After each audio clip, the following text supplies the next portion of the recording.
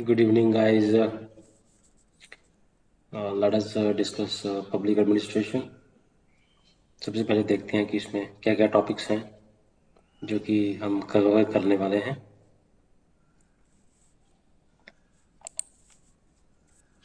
Meaning क्या है administration का, इसके स्कोप्स क्या हैं एंड और इसकी इम्पोर्टेंस क्या है। अब विल्सन्स के व्यू क्या थे पब्लिक एडमिनिस्ट्रेशन को लेके and how the discipline is evolved, and we will also discuss its present status and how what is new public administration means and what is public choice approach, what is governance, and what are the applications of public governance and the new public administration and new public management. जब new public administration है ही है तो new public management की क्या need पड़ गई। अब challenges क्या हैं लिबरलाइजेशन के, प्राइवेटाइजेशन के और ग्लोबलाइजेशन के, ठीक है। और गुड गवर्नेंस कंसेप्ट क्या है, तो ये टॉपिक्स हम डिस्कस करते हैं। ओके, अब गवर्नमेंट का काम क्या है, पॉलिसी फ्रेम करना, ठीक है, और उसको इम्प्लीमेंट करना। इम्प्लीमेंट करने के बाद उसकी प्रॉपर तरीके से मैनेजमेंट करना, उसको एवेल्युएट करना। तो होता क्या है पब्लिक एडमिनिस्ट्रेशन में हम जो गवर्नमेंट की ऑपरेशंस होते हैं, जो एक्टिविटीज़ होती हैं गवर्नमेंट की, प्लानिंग हो गई, ऑर्गेनाइजिंग हो गई, है ना, तो डायरेक्शन देना, तो इन चीज़ों को पब्लिक एडमिनिस्ट्रेशन करता है। तो हम पब्लिक एडमिनिस्ट्रेशन गवर्नेंस करनी है तो पब्लिक एडमिनिस्ट्रेशन की ज़रूरत है, पॉलिसी एग्जीक्यूशन करनी है तो आ, आम, और अगर सर्विस डिलीवरी देनी है, सिटीजन्स को सर्विस प्रोवाइड करनी है, तो उसके लिए भी एडमिनिस्ट्रेशन जो है वो एक इम्पॉर्टेंट रोल प्ले करता है, ठीक है। तो अगर हम कंटेम्प्रेरी एग्जांपल्स की बात करें, डिजिटल इंडिया इनिशिएटिव जो कि 2015 में लॉन्च हुआ, तो ये एक क्या है, ये एक डिजिटल गवर्नेंस का एक हिस्सा है, ठीक है। तो अब डिजिटल गवर्नेंस का हिस्सा है तो उस डिजिटल गवर्नेंस के लिए बड़े सारे डिजिटल प्लेटफॉर्म्स की ज़रूरत पड़ गई। जैसे डिजिटल लॉकर है, ये क्या है कि डिजिटल प्लेटफॉर्म है। ENAM नैम, ये किसके लिए इस्तेमाल होता है, ये फार्मर्स के लिए इस्तेमाल होता है, इंफॉर्मेशन प्रोवाइड करता है, डेटाबेस है वो फार्मर्स। और इसके बाद बहुत सारी एप्स हैं, उमंग ऐप है ये से, तो पब्लिक को, सिटीजन्स को सर्विस प्रोवाइड करने के लिए by the government activities operation. Okay, then तो ये इसका मतलब है पब्लिक एडमिनिस्ट्रेशन का। तो अगर हम स्कोप की बात करें, अब स्कोप जो है, अब स्कोप क्या चीज़ है, स्कोप बेसिकली इसका रेंज क्या है, दायरा क्या है पब्लिक एडमिनिस्ट्रेशन का। पहले क्या था, तो पहले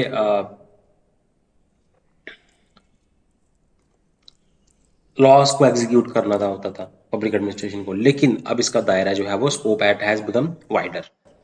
अब इसको पब्लिक सर्विस भी करनी है, ठीक है, पॉलिसी फॉर्मुलेशन का भी करना है, करता है, और गवर्नेंस भी देखनी है।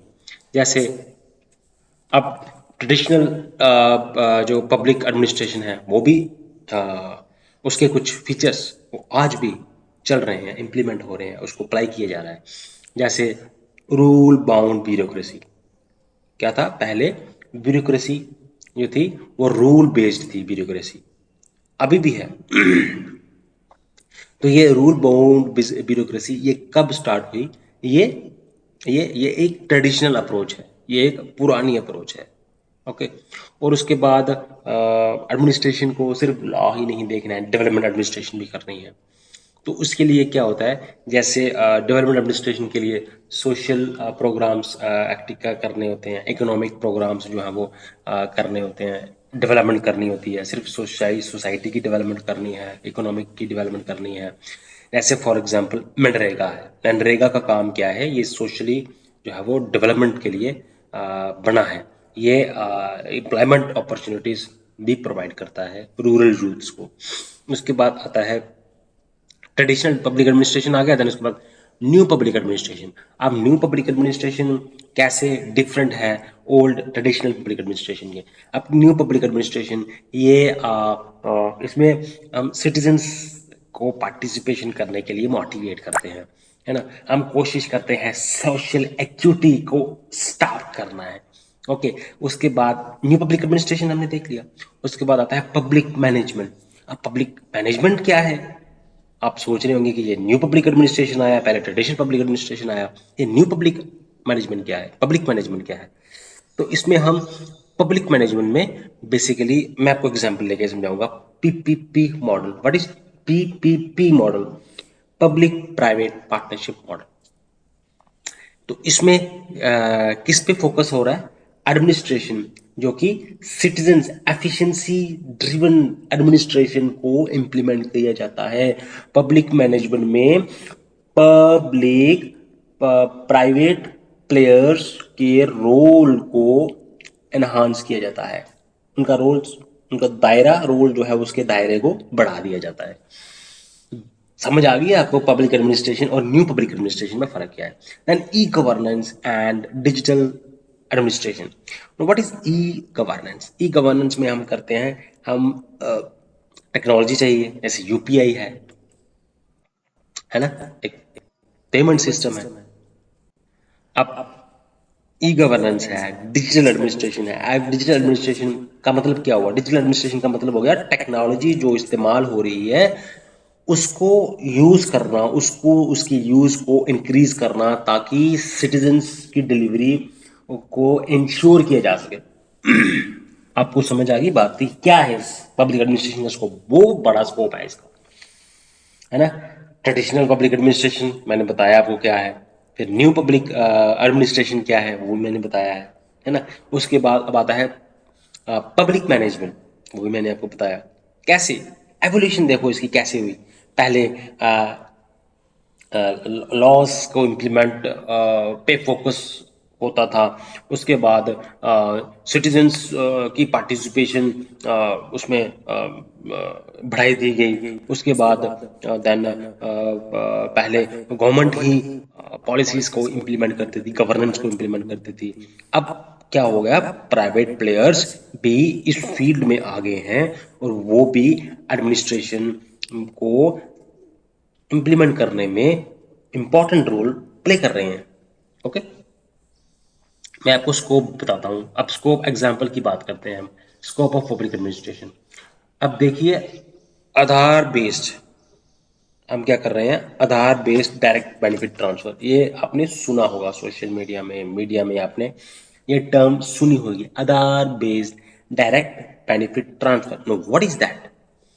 उसमें हम क्या कर रहे हैं? जो गवर्नमेंट प्रोवाइड कर रही है सब्सिडी, ठीक है, जब बेनिफिट्स प्रोवाइड कर रही है सिटीजन्स को, उसको हम क्या कर रहे हैं? आधार के साथ लिंक कर रहे हैं। आधार के साथ लिंक कर रहे हैं, ताकि क्यों आधार के साथ लिंक करने की जरूरत क्या पड़ गई, है ना। ऐसे भी तो डायरेक्ट बेनिफिट ट्रांसफर हो सकता था, आधार की जरूरत ही क्या पड़ गई? आधार के साथ लिंक करके बेनिफिट ट्रांसफर क्या जरूरत पड़ गई? क्योंकि हमने इसमें क्या किया, इसके मदद से लीकेजेस जो थी वो मिनिमम हो गई, ठीक है। और लीकेज जब मिनिमम हो गई तो क्या हुआ? सिस्टम में क्या आया? क्या आया सिस्टम में? सिस्टम में क्या आया? What happens? आधार बेस से क्या हुआ? क्या एडवांटेजेस, इसके बेनिफिट्स क्या हुए? बताइए मेरे को, कमेंट्स पे लिंक करके बताइए, कमेंट्स करिए, शेयर कीजिए। ट्रांसपेरेंसी आई इससे, क्या हुआ? डायरेक्ट बेनिफिट आधार बेस्ड से क्या हुआ? Transparency I. You got my point? अब जाके हम बात करते हैं सिग्निफिकेंस। अब सिग्निफिकेंस क्या है, पब्लिक एडमिनिस्ट्रेशन की इंपॉर्टेंस क्या है? अब देखिए, अब एडमिनिस्ट्रेशन क्या करेगी? इम्प्लीमेंटेशन करेगी, ठीक है। तो इम्प्लीमेंटेशन कैसे होगा? पॉलिसी फार्मुलेशन तो हो गई। अब जो गवर्नमेंट की जो डिसीजंस ने, है ना, तो उसको इम्प्लीमेंट करना है।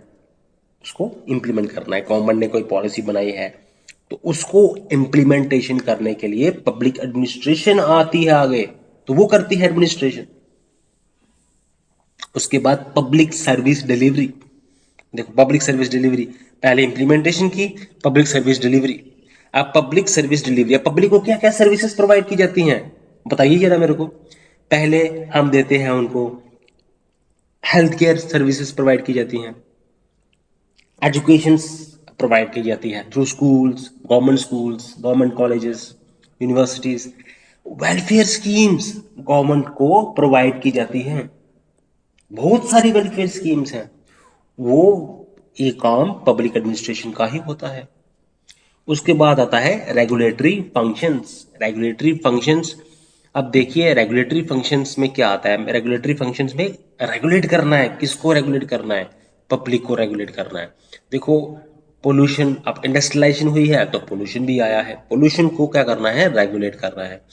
अब देखो अर्बन में माइग्रेशन ज्यादा हो रही है ड्यू टू इंडस्ट्रियलाइजेशन, अब उसको अर्बन प्लानिंग करनी पड़ेगी, ठीक है।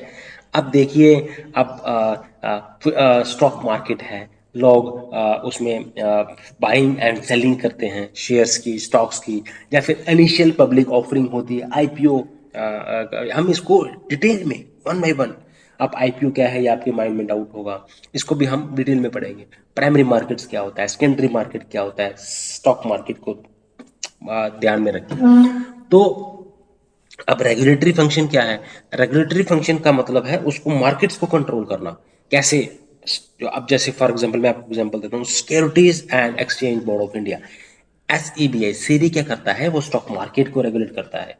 आज स्टॉक मार्केट न्यूज में है, रिसेशन की बात चल रही है, ओके। तो रेगुलेटरी फंक्शंस कौन कर रहा है, सेबी कर रहा है। अब आरबीआई है, वो भी रेगुलेटरी फंक्शंस करती है। वो किसका, वो बैंक्स को रेगुलेट करती है, बैंकिंग सिस्टम को रेगुलेट करती है। और क्या है, देखो ये सारे सिग्निफिकेंस हैं पब्लिक एडमिनिस्ट्रेशन के। पब्लिक सर्विस डिलीवरी हो या फिर पॉलिसी को हमने इम्प्लीमेंट करना हो ग्राउंड लेवल पे, है ना, रेगुलेटरी फंक्शन करने हो। उसके बाद आता है क्राइसिस मैनेजमेंट। अब क्राइसिस हो जाए, कहीं डिजास्टर हो गया, है ना, फ्लड्स आ गए, कहीं कहीं ड्रॉट आ गया, तो उनको हैंडल करना पब्लिक एडमिनिस्ट्रेशन कर रही है। उनको हैंडल करने के लिए पब्लिक एडमिनिस्ट्रेशन को आगे आना पड़ता है। और जैसे पेंडेमिक हो गया, कोविड की बात की, कोविड एक पेंडेमिक था, उसको हैंडल करने के लिए क्या, एडमिनिस्ट्रेशन वो आगे आना होता है। अब डिजास्टर हो जाता है, कोई कोई भी डिजास्टर हो जाए, फ्लड हो जाए, ड्रॉट है, लैंडस्लाइड हो जाए, तो उसमें भी इनको रोल प्ले करना है। अब नेशनल सिक्योरिटी की बात हो, अब नेशनल सिक्योरिटी है, इंटरनल सिक्योरिटी है, कंट्री को सिक्योर रखना है टेररिज्म से, ठीक है, ड्रग्स से, तो वहां पे भी पब्लिक एडमिनिस्ट्रेशन बढ़ चढ़ के हिस्सा लेती है। तो ये आ गया क्राइसिस मैनेजमेंट, ये भी पब्लिक एडमिनिस्ट्रेशन का सिग्निफिकेंस है, इसेंशियल है। अब उसके बाद गवर्नेंस तो करनी है, बट गुड गवर्नेंस को एंश्योर करना है पब्लिक एडमिनिस्ट्रेशन ने, ठीक है। जैसे ट्रांसपेरेंसी का आ जाना, आधार बेस्ड डायरेक्ट बेनिफिट ट्रांसफर किया तो उससे क्या हुआ, ट्रांसपेरेंसी आ गई। अकाउंटेबिलिटी, जो जो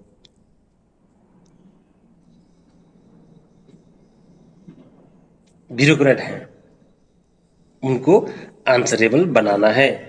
किनके लिए, सिटीजन्स के को वो आंसरेबल हैं, वो सीनियर ब्यूरोक्रेसी को आंसरेबल है। और सीनियर ब्यूरोक्रेसी जो पॉलिटिकल गवर्नमेंट है उस स्टेट की या पॉलिटिकल गवर्नमेंट कंट्री की है, उसको आंसरेबल होती हैं। Accountability, they are accountable to the government. अब रिस्पॉन्सिवनेस देखिए, गुड गवर्नेंस रिस्पॉन्सिवनेस होना चाहिए। ये देखिए एक्शन की जरूरत आज है, इमीडिएट है, एक्शन हम कल कर रहे हैं, नो फिर तो लेट हो जाएगा, है ना। फ्लड्स आ गए तो रिस्पॉन्ड क्विक होना चाहिए, देना होता है। अगर रिस्पॉन्स लेट किया देन क्या होगा, it will cost loss of lifes, innocent lifes. तो रिस्पॉन्सिवनेस बनाना, ये क्या है, सिग्निफिकेंस है पब्लिक एडमिनिस्ट्रेशन की। तो क्या क्या है जरा मेरे को बताएं आप, क्या सिग्निफिकेंस है पब्लिक एडमिनिस्ट्रेशन की।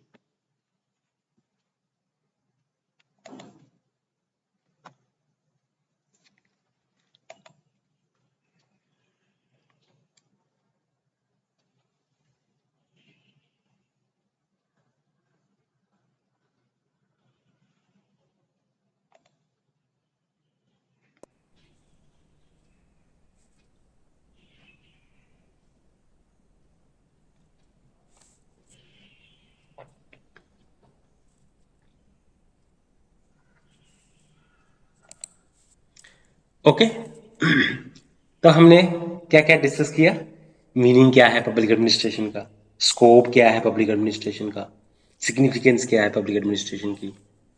ओके अब जैसे अब सिग्निफिकेंस को एक्सप्लेन करना है तो मैं एग्जांपल देके आपको एक्सप्लेन करूंगा।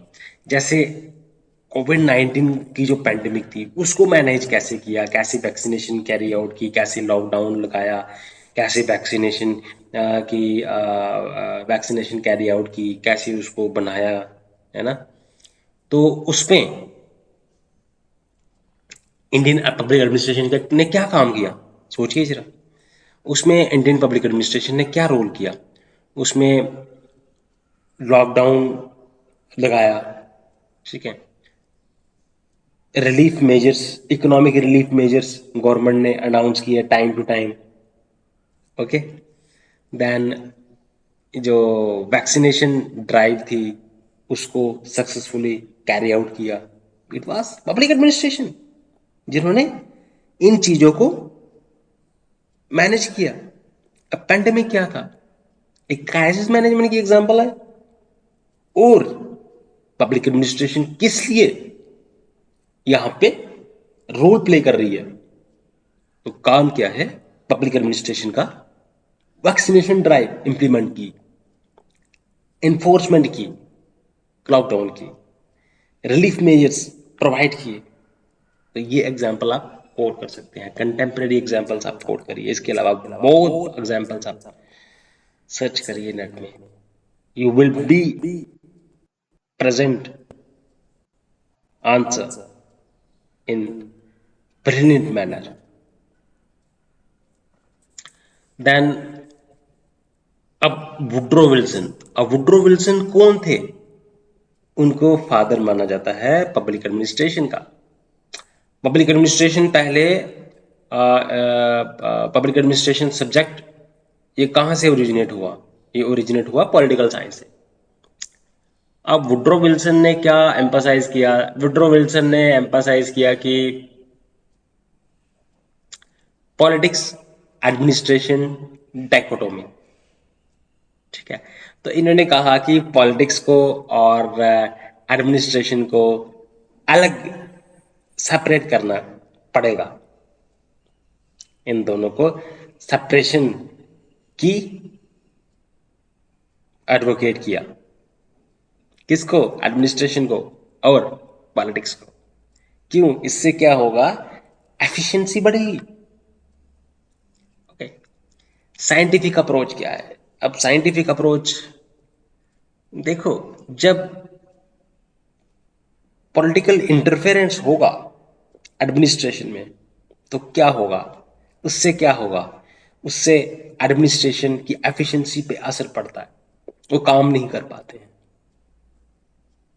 है ना, इश्यूज को रिजॉल्व नहीं कर पाते हैं क्योंकि पॉलिटिक का प्रेशर होता है, तब वो जस्टिस डिलीवरी नहीं कर पाती एडमिनिस्ट्रेशन। और इससे क्या होता है, रेड टेपिज्म को बढ़ावा मिलता है, करप्शन को बढ़ावा मिलता है। तो वुड्रो विल्सन ने कहा कि एडमिनिस्ट्रेशन को और पॉलिटिक्स को सेपरेट होना चाहिए। ओके देन उसके बाद अगला पॉइंट आता है साइंटिफिक अप्रोच। साइंटिफिक अप्रोच बोलती है कि जैसे हम जो बिजनेस रन किए जाते हैं ना, कैसे उसमें बिजनेस को सक्सेसफुली रन करने के लिए क्या जरूरी है, बताए। प्रोफेशनलिज्म। प्रोफेशनलिज्म, जैसे बिजनेस को हम रन करते हैं प्रोफेशनलिज्म से, वैसे ही एडमिनिस्ट्रेशन को प्रोफेशनलिज्म के के जरिए रन करना चाहिए। ओके, तो ये इसमें साइंटिफिक अप्रोच को अडॉप्ट करना चाहिए। देन उसके बाद अगला आता है कंपैरेटिव एडमिनिस्ट्रेशन। अब कंपैरेटिव एडमिनिस्ट्रेशन क्या बोलती है? कंपैरेटिव एडमिनिस्ट्रेशन कहती है कि हमें जो वर्ल्ड के जितने भी एडमिनिस्ट्रेटिव मॉडल्स हैं, ग्लोबल एडमिनिस्ट्रेटिव मॉडल्स, उनसे हमें लर्निंग करनी चाहिए, उनसे हमें सीखना चाहिए उनको। और जो अच्छी प्रैक्टिसेस हैं, जो सूटेबल हैं हमारी लोकल नीड्स को ध्यान में रखते हुए, उन उन मॉडल्स को इम्प्लीमेंट करना चाहिए। किसमें? Comparative administration. तो ये व्यूज हैं पब्लिक एडमिनिस्ट्रेशन में। साइंटिफिकली मैनेजमेंट कीजिए। ओके। और पॉलिटिक्स एडमिनिस्ट्रेशन डाइकोटोमी। और थर्ड पॉइंट है कंपैरेटिव एडमिनिस्ट्रेशन। ओके। अब देखिए, मैं आपको एग्जांपल देता हूं। एक मिशन कर्मयोगी, कर्मयोगी लॉन्च किया गवर्नमेंट ने 2020 में। तो वो क्या है काम उसका? उसका काम क्या है, उसका एम क्या है? तो सर्विस, सिविल सर्विस की कैपेसिटी बिल्डिंग करना, जो सिविल सर्वेंट्स हैं उनकी कैपेसिटी को बढ़ाना। ठीक है।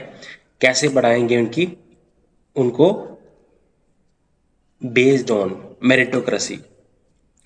मेरिटोक्रेसी, मेरिट के ऊपर फोकस करना, एफिशिएंसी के ऊपर फोकस करना। तो ये क्या करती है? रेजोनेट करती है विथ जो मिशन कर्मयोगी है, वो उसका वो रेजोनेट करती है विल्सन विजन के साथ। विल्सन का विजन था ना, है ना, हमने एफिशिएंसी को इन्हांस करना है, हमें पॉलिटिक्स एडमिनिस्ट्रेशन को सेपरेट करना है, साइंटिफिक मैनेजमेंट करनी है, प्रोफेशनलिज्म लाना है, एफिशिएंसी लानी है। तो प्रोफेशनलिज्म कैसे आएगा? एफिशिएंसी से आएगा। एफिशिएंसी कैसे आएगी? उसके लिए मिशन कर्मयोगी गवर्नमेंट ने लॉन्च किया ताकि जो सिविल सर्वेंट्स हैं उनकी कैपेसिटी को बढ़ाया जा सके। Okay guys, that is scientific approach and that is बड़ी कंपैरेटिव एडमिनिस्ट्रेशन। तो कंपैरेटिव एडमिनिस्ट्रेशन मींस जो ग्लोबल एडमिनिस्ट्रेटिव मॉडल्स हैं उनको अपने देश में लागू करना है, यूनियन लेवल पे भी और स्टेट लेवल पे भी और डिस्ट्रिक्ट लेवल पे भी। You got my point? अब आगे बढ़ते हैं। देखो एवोल्यूशन। अब देखते हैं एवोल्यूशन कैसे हुआ पब्लिक एडमिनिस्ट्रेशन का। अब देखिए एवोल्यूशन एडमिनिस्ट्रेशन, मैंने बताया आपको इसका जो पॉलिटिक्स, पॉलिटिकल साइंस से एडमिनिस्ट्रेशन एक सेपरेट डिसिप्लिन बना। ठीक है। क्या हुआ 19th सेंचुरी से पहले? क्या था? क्या सिस्टम था? पॉलिटिकल सिस्टम कैसा था? कोई बताएगा मेरे को? मोनार्की थी। ठीक है। मोनार्की थी, राजा होता था, वो रूल करता था कंट्री को, स्टेट को। ठीक है। उसके बाद क्या हुआ?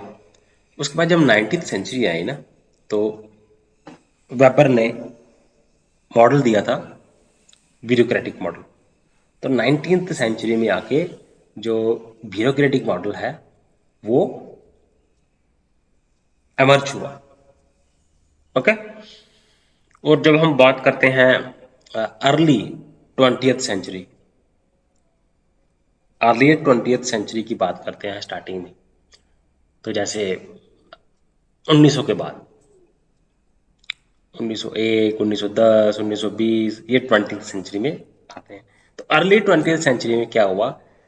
तो साइंटिफिक मैनेजमेंट के ऊपर बल दिया गया। साइंटिफिक मैनेजमेंट किसका विजन था? विल्सन वुड्रो का, वुड्रो विल्सन का। और किस पे फोकस किया गया कि हमें रिफॉर्म्स इंट्रोड्यूस करने हैं। तो वो रिफॉर्म्स अब इंट्रोड्यूस करने हैं तो कोई तो उनका मोटिव होगा, कोई तो ड्राइविंग फोर्स होगी। वो ड्राइविंग फोर्स क्या थी? वो ड्राइविंग फोर्स थी efficiency. Efficiency was the driving force for reforms.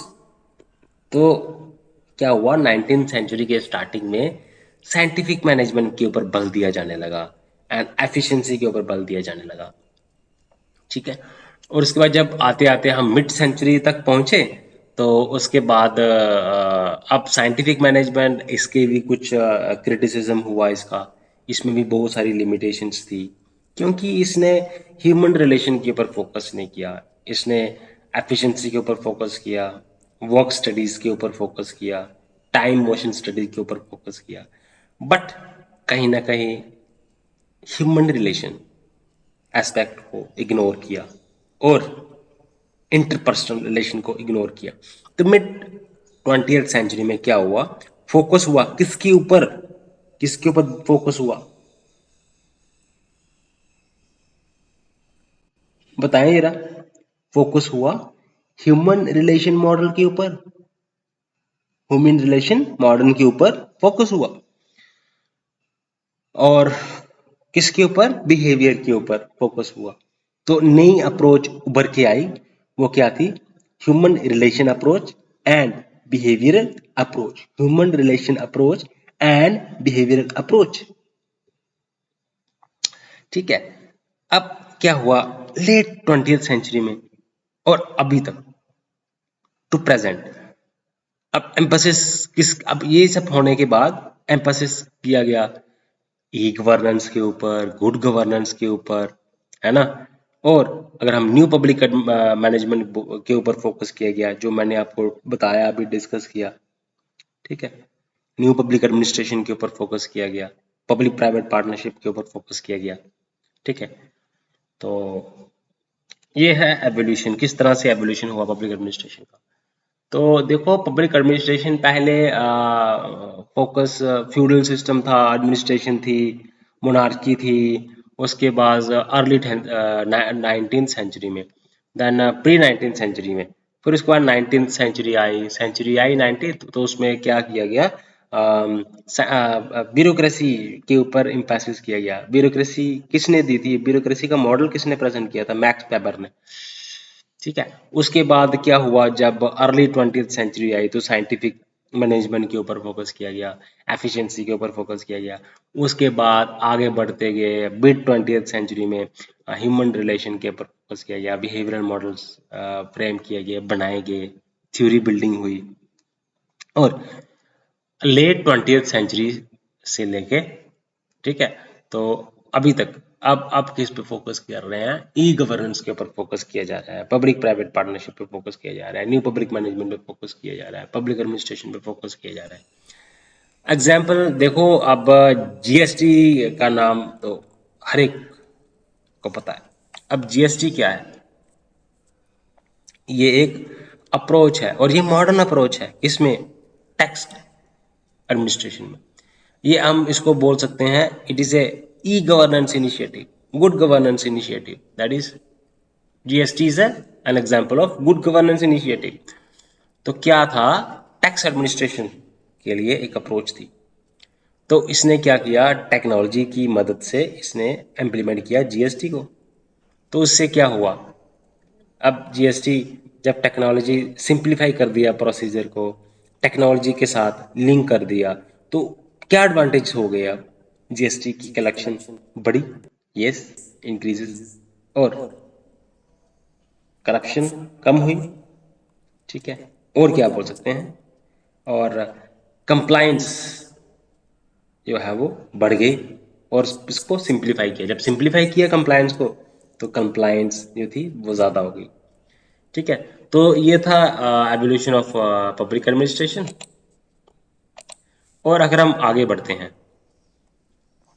अब जीएसटी, न्यू पब्लिक एडमिनिस्ट्रेशन क्या है, ये न्यू पब्लिक एडमिनिस्ट्रेशन। अब न्यू पब्लिक एडमिनिस्ट्रेशन में मैंने आपको बताया कि लेट 20th सेंचुरी आते आते फोकस हो गया, शिफ्ट हो गया फोकस किस पे, ई गवर्नेंस के ऊपर, सिटीजन्स पार्टिसिपेशन के ऊपर। तो एनपीए किस पे फोकस करता है, सिटीजन्स की पार्टिसिपेशन। तो सिटीजन्स की पार्टिसिपेशन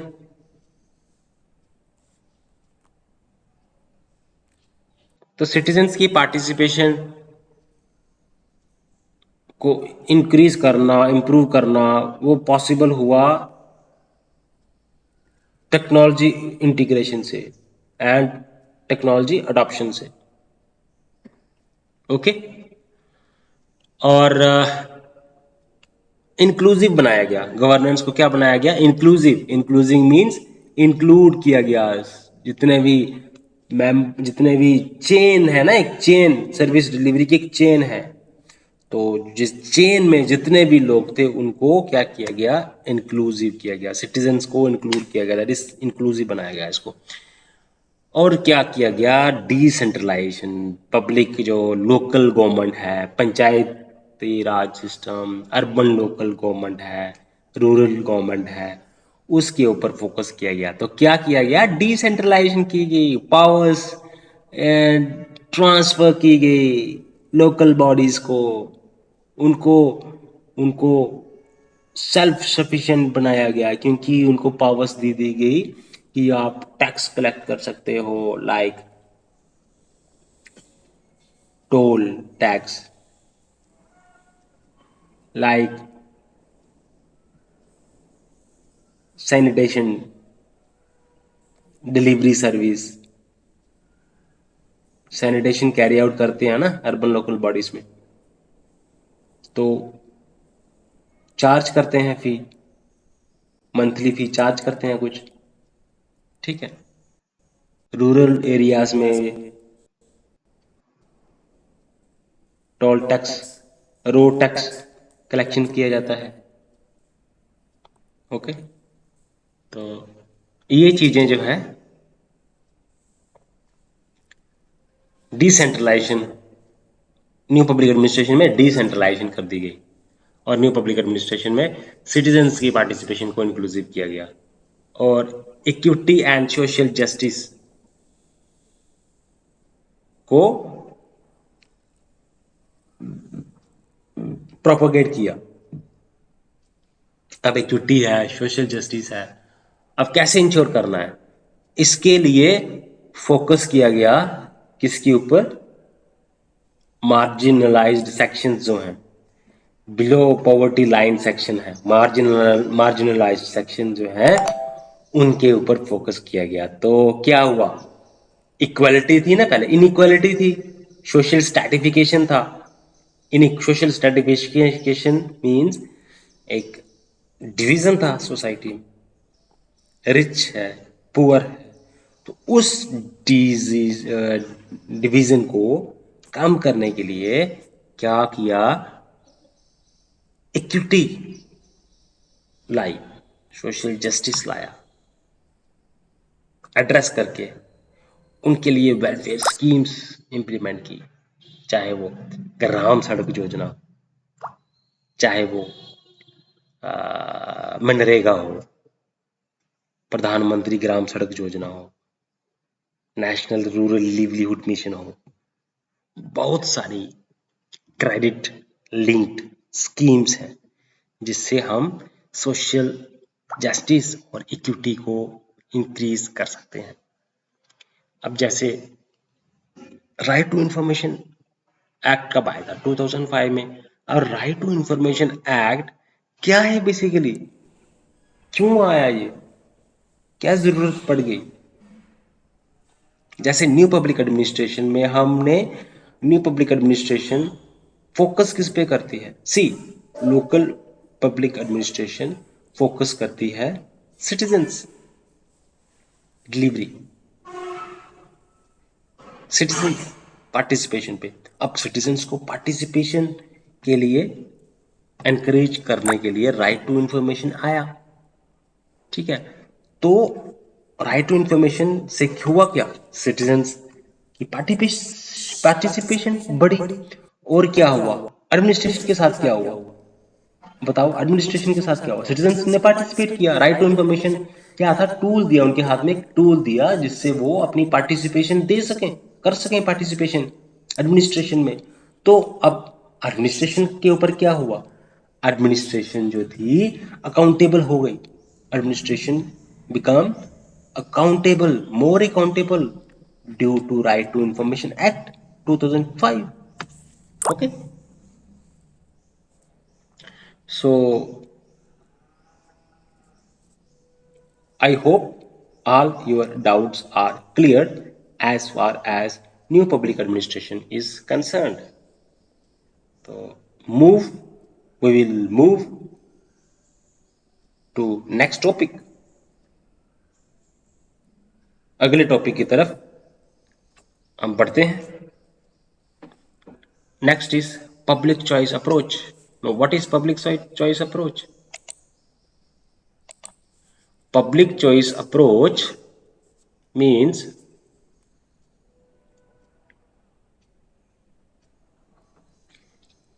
तो जो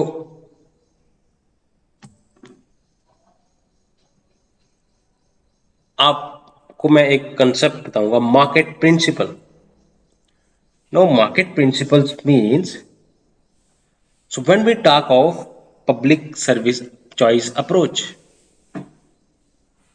अब गवर्नमेंट सर्विस, अब गवर्नमेंट की सर्विस है, सिटीजन्स की सर्विस है, and it should be managed based on market principle. अब मार्केट की प्रिंसिपल्स क्या है, मार्केट क्या चाहती है, नियम क्या है, एफिशिएंसी, ट्रांसपेरेंसी, अकाउंटेबिलिटी. तो न्यू पब्लिक चॉइस अप्रोच क्या बोलता है कि जो गवर्नमेंट की जितनी भी हम सर्विसेज प्रोवाइड कर रहे हैं सिटीजन्स को, बेस्ड होनी चाहिए मार्केट प्रिंसिपल्स के ऊपर. तभी तो हम, अब मार्केट प्रिंसिपल क्या है, मार्केट है, मार्केट में क्या होगा, मार्केट अगर है तो मार्केट में क्या होगा, कंपटीशन होगा. ठीक है, तो अब कंपटीशन में अगर बने रहना है तो एफिशिएंसी पे फोकस करना पड़ेगा. Public choice means customer choice क्या है, market principles means customer choice क्या है, that is market principle. For example, हमने पब्लिक चॉइस अप्रोच में आपको एग्जाम्पल देता हूं. अब उनको एयर इंडिया है, एयर इंडिया बेसिकली एफिशिएंसी अब लॉस में थी, और लॉस के मल्टीपल रीजंस हैं. एफिशिएंसी वो वो मार्केट प्रिंसिपल्स पे बेस्ड नहीं थी, जस्ट लाइक लॉस में जा रही थी. एफिशिएंसी के ऊपर फोकस नहीं था, कस्टमर के ऊपर फोकस नहीं था, and it was run by bureaucracy. तो क्या किया गवर्नमेंट ने, प्राइवेटाइजेशन कर दी एयरलाइन की, एयर इंडिया की प्राइवेटाइजेशन कर दी. तो टाटा ग्रुप ने परचेज किया, और इससे क्या हुआ, एडवांटेजेस क्या हुआ, गवर्नमेंट को गवर्नेंस के ऊपर फोकस करने के लिए मिल गया. और जो मार्केट प्रिंसिपल है, चाहे वो एफिशिएंसी है, कंपटीशन है, न्यू पब्लिक मैनेजमेंट है, को ध्यान में रखते हुए इसका इम्प्लीकेशन है, इसमें न्यू पब्लिक मैनेजमेंट का इम्प्लीमेंटेशन है, सिटीजन्स की पार्टिसिपेशन है इसमें, पब्लिक प्राइवेट पार्टनरशिप का रोल है इसमें. तो जो है वो प्राइवेटाइजेशन हो गई एयर इंडिया की. ठीक है, अब देखिए चैलेंजेस क्या हैं लिबरलाइजेशन के, प्राइवेटाइजेशन के, ग्लोबलाइजेशन के. इसके बहुत सारे चैलेंजेस हैं, है ना. अब देखिए, अगर हम बात करते हैं सबसे पहले लिबरलाइजेशन से क्या हुआ, लिबरलाइजेशन से क्या हुआ, गवर्नमेंट ने का कंट्रोल को कम किया. फॉर एग्जाम्पल, गवर्नमेंट ने क्या किया, इंडस्ट्रीज पहले गवर्नमेंट रन इंडस्ट्रीज थी. अब जब गवर्नमेंट ने लिबरलाइजेशन की तो क्या हुआ, गवर्नमेंट का बर्डन जो था वो कम हो गया इंडस्ट्रीज के ऊपर, क्योंकि प्राइवेट सेक्टर बिजनेस रन करने के लिए आगे आए। फॉर एग्जाम्पल टेलीकॉम सेक्टर में रिफॉर्म्स हुए, प्राइवेट कंपनीज टेलीकॉम सेक्टर में एंटर की, एयरलाइन को ऐसे एयर टेल है, हाँ, वोडाफोन आइडिया है, जियो है। तो अब ये पॉसिबल कैसे हुआ? क्योंकि लिबरलाइजेशन की गवर्नमेंट ने अलो किया प्राइवेट प्लेयर्स को, मोटिवेट किया कि वो टेलीकॉम सेक्टर में एंट्री करें। अब प्राइवेटाइजेशन क्या है? अब प्राइवेटाइजेशन में चैलेंजेस क्या हैं? अब प्राइवेटाइजेशन कैसे हुआ? प्राइवेटाइजेशन हुआ जब गवर्नमेंट ने पब्लिक एंटरप्राइजेस को ट्रांसफर कर दिया प्राइवेट प्लेयर्स को। फॉर एग्जांपल गवर्नमेंट क्या करती है? डिसइन्वेस्टमेंट करती है पीएसयूज में, अपना शेयर बेच देती है, पीएसयू में कम कर देती है शेयर, और प्राइवेट प्लेयर्स उन शेयर्स को बाई कर लेते हैं। तो क्या होता है कि प्राइवेट जो एंटरप्राइजेस हैं वो किसको ट्रांसफर कर दी? एंटरप्राइजेस प्राइवेट प्लेयर्स को। इसको हम बोलते हैं प्राइवेटाइजेशन। Then globalisation. अब ग्लोबलाइजेशन कैसे होगा? जब हमारी इंडियन की इकोनॉमी है वो वर्ल्ड की इकोनॉमी के साथ इंटीग्रेट करती है, that is called globalisation. Economy integrate करती है। For example make in India initiative, make in India initiative एक एग्जांपल है ग्लोबलाइजेशन की। हम इंटीग्रेट कर रहे हैं, प्रोडक्ट्स बन रहे हैं इंडिया में, और वो कैटर कर रहे हैं लोकल डिमांड को, एज वेल एज एक्सपोर्ट के ऊपर फोकस किया जा रहा है। ग्लोबलाइजेशन तभी होगी ना जब इंपोर्ट और एक्सपोर्ट के ऊपर फोकस किया जाएगा, दैट इज ग्लोबलाइजेशन। तो ये चैलेंजेस हैं, I discussed in detail about the challenges of privatization, liberalization and globalization। कैसे प्राइवेटाइजेशन आई? क्योंकि डिसइन्वेस्टमेंट की गवर्नमेंट ने पब्लिक एंटरप्राइजेस में, ठीक है। और टेलीकॉम सेक्टर की एग्जांपल ले सकते हैं इसमें, लिबरलाइजेशन की, ठीक है। गवर्नमेंट ने अपना कंट्रोल कम किया इंडस्ट्रीज के ऊपर। उसके बाद ग्लोबलाइजेशन हुई, इंडियन इकोनॉमी को इंटीग्रेट किया गया थ्रू इंपोर्ट किए, एक्सपोर्ट किया, बहुत सारे इनिशिएटिव्स इंडिया ने लॉन्च किए, उसके लिए प्लेटफॉर्म लॉन्च किए, मेक इन इंडिया इनिशिएटिव।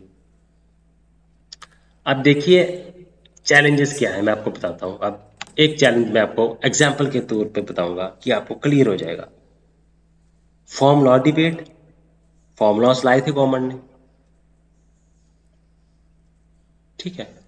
तो लेकिन उसमें कंसर्न्स ये निकल के आने लगा कि जब प्राइवेटाइजेशन हम कर देंगे एग्रीकल्चर में तो फार्मर्स के ऊपर क्या हुआ, क्या होगा, इम्पैक्ट क्या होगा फार्मर्स के ऊपर।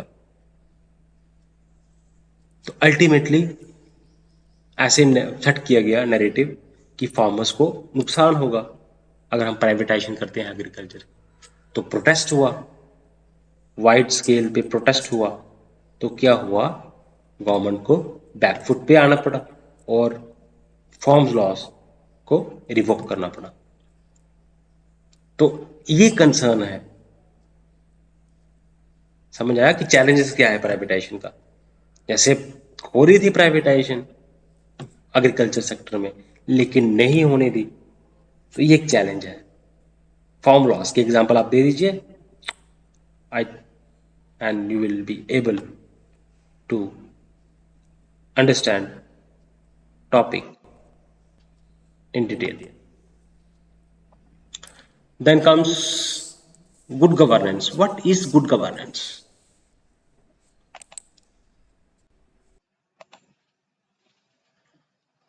गुड गवर्नेंस को हमने लाना है, इंप्लीमेंट करना है, तो क्या करना होगा उसके लिए? गुड गवर्नेंस होती क्या है बेसिकली? हाँ, गुड गवर्नेंस के क्या हैं कैरेक्टरिस्टिक्स? क्या होता है गुड गवर्नेंस? मैं आपको एग्जांपल देता हूँ। My G O V gov, my gov platform है, एक ऑनलाइन प्लेटफॉर्म है। क्या है ये प्लेटफॉर्म? एनीबडी?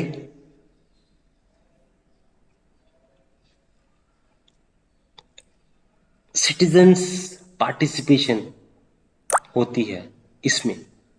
किसमें पार्टिसिपेशन कर सकता है सिटीजन? गवर्नेंस में। कैसे? वो अपनी सुजेशंस दे सकता है, वो अपनी अपने पार्टिसिपेट कर सकता है सर्वे में, वो अपने डिस्कशंस कैरी आउट कर सकता है। माइक ऑफ ऐसा प्लेटफॉर्म है जो कि सिटीजन्स को प्रोवाइड है, वो अपनी सुजेशंस दे सके किस तरह से हम गवर्नेंस को बेटर बना सकें। अब गुड गवर्नेंस में क्या क्या आता है मैं बताता हूँ आपको। ट्रांसपेरेंसी होनी चाहिए, अकाउंटेबिलिटी होनी चाहिए, है ना। और क्या होना चाहिए? रूल ऑफ लॉ, है ना। रूल ऑफ लॉ होना चाहिए। हर एक सिटीजन के लिए लॉ इक्वल होना चाहिए। हर एक सिटीजन को सेम लीगल प्रोसेस से गुजरना होगा, और लॉज की नज़र में सारे के सारे इक्वल हैं। That is right of rule of law. Then participatory decision making. अब डिसीजन मेकिंग कर रही है गवर्नमेंट ने सुजेशंस इनवाइट की, किसके जरिए? माई गव प्लेटफॉर्म के जरिए। तो सिटीजन्स ने सुजेशंस दी और सुजेशन दी, तो इसको हम क्या बोलेंगे? Participatory decision making. तो ये है गुड गवर्नेंस के में आता है ये सारा। उसके बाद हम आते हैं न्यू पब्लिक मैनेजमेंट। देखो, हमने हमने देखा मोनार्की है, उसके बाद मोनार्की आई, उसके बाद पहले इक्विलिटेरियन सोसाइटी होती थी, है ना। फिर मोनार्की आई, मोनार्की आने के बाद फिर क्या हुआ? फिर ब्यूरोक्रेटिक मॉडल आया, फिर न्यू पब्लिक एडमिनिस्ट्रेशन आई, फिर हमने न्यू पब्लिक मैनेजमेंट की बात करते हैं। अब न्यू पब्लिक मैनेजमेंट क्या है? न्यू पब्लिक मैनेजमेंट बेसिकली है क्या? ये गवर्नेंस है। तो गवर्नेंस किस, कौन सी, कैसी गवर्नेंस है, किसकी गवर्नेंस है, कौन सी गवर्नेंस है? यह है परफॉर्मेंस ड्रिवन गवर्नेंस। ये परफॉर्मेंस के ऊपर फोकस करे, परफॉर्मेंस एनहांसमेंट के ऊपर फोकस करे। ठीक है। अब न्यू पब्लिक मैनेजमेंट। अब न्यू पब्लिक मैनेजमेंट बेसिकली क्या है? हमें प्राइवेट सेक्टर की टेक्निक्स को एडमिनिस्ट्रेशन में इम्प्लीमेंट करना है। हमें प्राइवेट सेक्टर को मोटिवेट करना है कि वो एडमिनिस्ट्रेशन में पार्टिसिपेशन करे। That is new public management. Means public जो प्रोफेशनलिज्म है, जो डेडिकेशन है, जो टारगेट सिस्टम है, वो टेक्निक्स जो है वो इम्प्लीमेंट करनी चाहिए एडमिनिस्ट्रेशन में। तो और किस पे फोकस होना चाहिए? अब प्राइवेटाइजेशन है, एक प्रोडक्ट को, सर्विस को प्रोवाइड करने के लिए बहुत सारे प्लेयर्स हैं, तो उनको सरवाइव करने के लिए सर्वाइवल ऑफ द फिटेस्ट पढ़ा है ना आपने, origin of species by Charles Darwin. तो क्या कहा था उसने? Survival of the fittest concept दिया था। तो जो सर्वाइवल ऑफ द फिटेस्ट, जो अडेप्ट कर जाएगा वो सरवाइव कर जाएगा। तो अब अडेप्टेबिलिटी कैसी होगी? जब सर्विस डिलीवरी पे फोकस होएगा। प्राइवेटाइजेशन क्यों कंपटीशन है वहां पे? क्योंकि जब सर्विस प्रोवाइडर ज़्यादा होंगे तो प्रॉपर एक कंपटीशन होगा और सर्विस डिलीवरी के ऊपर फोकस होगा। तो ये न्यू पब्लिक मैनेजमेंट क्या है? न्यू पब्लिक मैनेजमेंट क्या है? ये पर कहते हैं कि प्राइवेट सेक्टर को के टेक्निक्स को इम्प्लीमेंट करना है एडमिनिस्ट्रेशन में। प्राइवेट सेक्टर के टेक्निक्स को तो ट्रांसपेरेंसी है ना। और क्या है? और है सर्विस डिलीवरी के ऊपर फोकस करना, न्यू पब्लिक मैनेजमेंट। ओके। जैसे मैं आपको बताता हूँ example, PPP model in infrastructure. ये बेस्ट एग्जांपल है ऑफ न्यू पब्लिक मैनेजमेंट। जैसे मेट्रो रेल प्रोजेक्ट्स की एग्जांपल लेते हैं, दिल्ली मेट्रो है या मुंबई मेट्रो है। तो उसमें क्या है? प्राइवेट सेक्टर की पार्टिसिपेशन है, एफिशिएंसी बड़ी है, ट्रांसपेरेंसी बड़ी है, सर्विस डिलीवरी पे फोकस हुआ, परफॉर्मेंस ड्रिवन गवर्नेंस पे फोकस हुआ। Okay guys.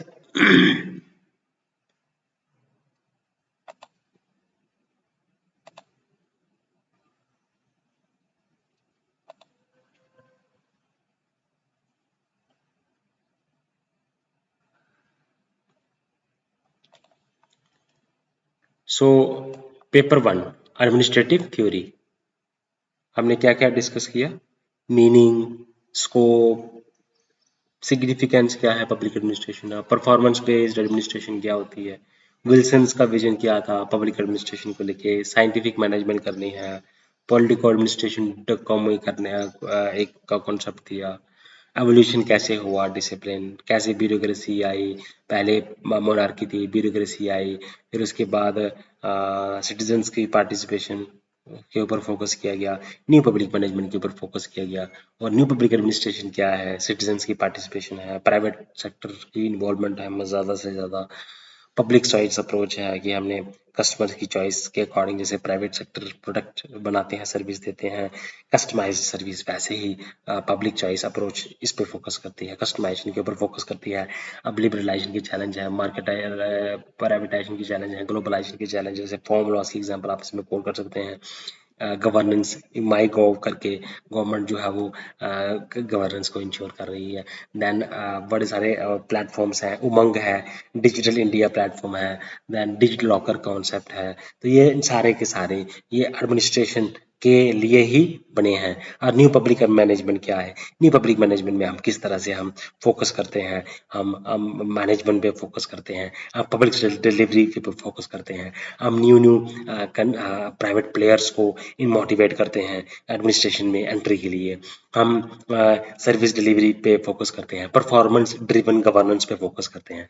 Okay, so this was all about scope of public administration, guys. तो गाइस प्लीज़ चैनल को लाइक ज़रूर करें, शेयर करें, सब्सक्राइब करें, और इससे क्या होगा, मुझे मोटिवेशन मिलेगी ताकि मैं आपके लिए और ज़्यादा इंफॉर्मेटिव, नॉलेजेबल टॉपिक्स के ऊपर मैं वीडियोस बनाऊं और आपके साथ शेयर करूं।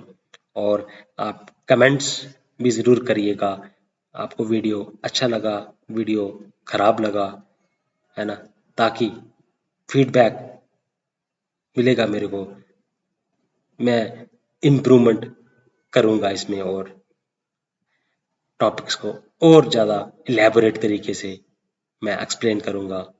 एक एक टॉपिक के ऊपर 2 घंटे का वीडियो मैं बनाता हूँ, तो टॉपिक को हम इतना अच्छे तरीके से अंडरस्टैंड हो जाएगा, और इससे कॉन्फिडेंस लेवल आपका बूस्ट करेगा। तो कैसे पब्लिक एडमिनिस्ट्रेशन है, न्यू पब्लिक एडमिनिस्ट्रेशन की क्या ज़रूरत पड़ गई, है ना, न्यू पब्लिक मैनेजमेंट की क्या ज़रूरत पड़ गई, प्राइवेटाइजेशन की क्या ज़रूरत पड़ गई, लिबरलाइजेशन की क्या ज़रूरत पड़ गई, क्या एडवांटेजेस हुए उसके, न्यू पब्लिक मैनेजमेंट क्या है, पब्लिक प्राइवेट पार्टनरशिप मॉडल क्या है ना, तो डिसेंट्रलाइजेशन है, रूरल अर्बन लोकल गवर्नमेंट है, देन पंचायत हैं रूरल इकोनॉमी को बूस्ट करने के लिए, इंटीग्रेट करना है इंडियन इकोनॉमी को वर्ल्ड की इकोनॉमी के साथ, मेक इन इंडिया इनिशिएटिव है, ई गवर्नेंस इनिशिएटिव है, जीएसटी एक टैक्स रिफॉर्म है, जिसने क्या किया, जिसने सिटीजन्स की पार्टिसिपेशन को इंक्रीज किया, जिसने क्या किया, एफिशिएंसी को बूस्ट किया, टैक्स कंप्लायंस को इंक्रीज किया, और बड़े सारे फायदे हुए जीएसटी से। जीएसटी टैक्स कलेक्शन जो है वो बढ़ता चला गया।